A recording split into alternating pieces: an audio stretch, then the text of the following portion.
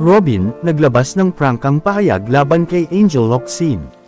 Sinagot na sa wakas ni Robin Padilla ang bukas na liham ni Angel Locsin na bumabatikos sa kanyang mga pananaw sa politika. Ngunit sa halip na gumanti, sinabi ng aktor na naging senador na pinili niya ang pag-unawa kaysa sa makipag-away.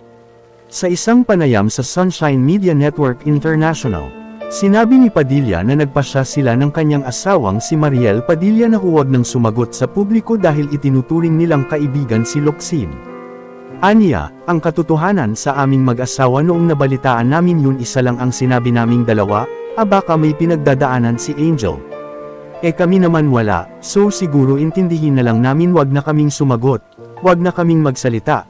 Kung gusto niya kaming makausap, bukas naman yung linya.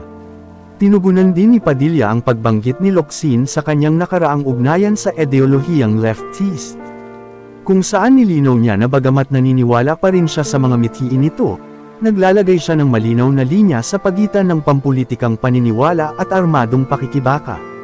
Ani Padilla, hindi ko iniiwan ang ideology. Sa pag-alala kung paano siya naging malapit kay Locsin dahil sa pareho nilang interes sa martial arts. Sinabi ni Padilla na naging tapat at hayagan siya noon pa man tungkol sa kanyang pampulitikang pananaw. Aniya, naging very close kami ni Angel kasi martial artist siya, syempre nagkukwentuhan kami at noong panahon na yun ay Gabriela siya. So, sinasabi ko sa kanya na leftist ako kasi wala namang masama kung leftist ka, ang masama ay kung ikaw ay may dalang baril. Sa kabilang banda, umaani ng suporta mula sa ilang personalidad ang bukas na liham ni Locsin, kabilang sina Ann Curtis, Enchong Di, Bea Binene at Marina Summers. Samantala, nakatanggap naman si Padilla ng pampublikong pagsuporta mula sa kanyang kapatid, ang aktor na si Romel Padilla.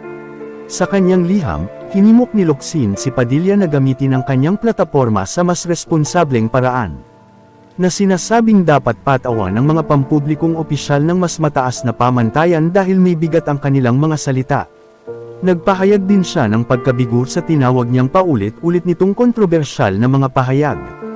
At isinulat na nangungulila siya sa Robin Padilla na nagtatanggol sa mga naaapi at ipinaglalaban ang kung ano ang sa tingin niya ay tama. Sa kabila ng pambabatikos, nanindigan si Padilla na walang masamang loob laban sa aktres. At sinabing mas pipiliin niyang unawain ang sitwasyon nito kaysa makipagpalitan ng salita sa publiko. Sa ngayon, wala pang inilalabas na karagdagang pahayag ang magkabilang panig ni Locsin at Padilla hinggil sa isyong ito.